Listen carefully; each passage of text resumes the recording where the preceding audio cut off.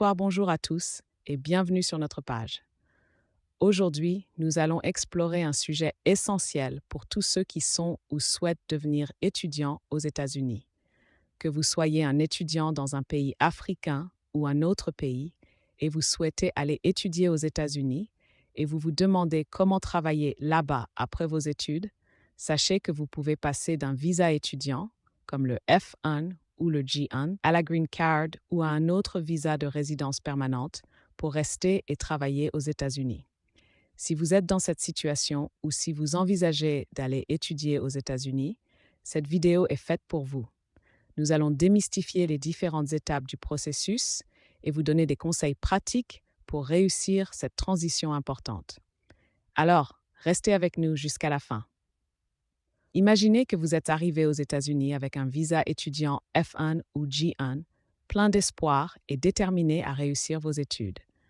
Vous avez travaillé dur, vous avez obtenu votre diplôme et maintenant, vous êtes prêt à envisager la possibilité de rester plus longtemps et de faire carrière ici. La bonne nouvelle, c'est que vous avez plusieurs options pour passer d'un visa étudiant à un statut de résident permanent. Voyons comment cela fonctionne. La première étape souvent rencontrée après l'obtention de votre diplôme est de trouver un emploi qui correspond à votre formation. C'est ici qu'intervient le visa H-1B. Ce visa est destiné aux travailleurs spécialisés et il peut être la clé pour prolonger votre séjour aux États-Unis après vos études. Pour obtenir ce visa, vous devez trouver un employeur prêt à vous sponsoriser. Ce processus implique souvent la certification de travail PERM, où votre employeur doit prouver qu'il n'y a pas de travailleurs américains qualifiés pour le poste que vous allez occuper. Cela semble compliqué, mais c'est facile de prouver par l'employeur. Avant de passer à un visa H-1B, vous aurez probablement l'opportunité de travailler grâce à l'Optional Practical Training, ou OPT. L'OPT vous permet de travailler dans votre domaine d'études pendant 1 an ou plus après votre diplôme. Si vous avez un diplôme dans un domaine STEM, vous pouvez même bénéficier d'une extension de 24 mois supplémentaires.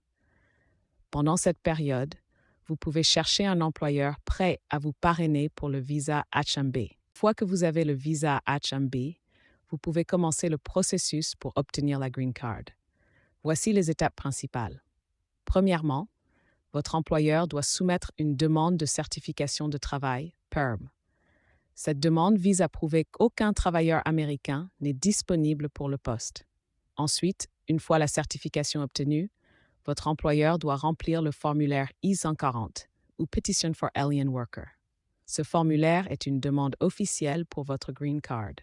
Lorsque votre date de priorité est actuelle, vous pouvez alors soumettre le formulaire I-485, ou Application to Register Permanent Residence or Adjust Status. Ce formulaire vous permet de changer votre statut de visa non-immigrant à résident permanent. Pour ceux d'entre vous qui sont sur un visa J1, il y a une particularité. Vous devrez peut-être respecter une exigence de résidence de 2 ans dans votre pays d'origine avant de pouvoir demander une Green Card.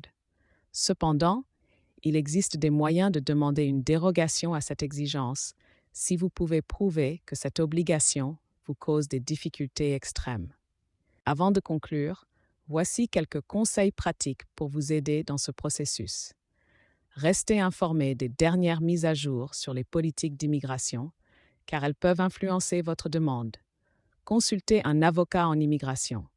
Travailler avec un professionnel peut vous aider à éviter les erreurs et à naviguer plus facilement dans ce parcours complexe.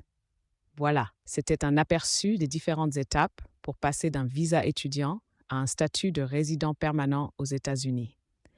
J'espère que cette vidéo vous a apporté des éclaircissements et des informations utiles pour votre avenir ici. N'oubliez pas de liker cette vidéo, de vous abonner à notre page pour plus de conseils sur l'immigration et de partager cette vidéo avec ceux qui pourraient en bénéficier. Si vous avez des questions ou des expériences à partager, laissez-les dans les commentaires ci-dessous. Merci de nous avoir suivis et à très bientôt pour plus de contenu.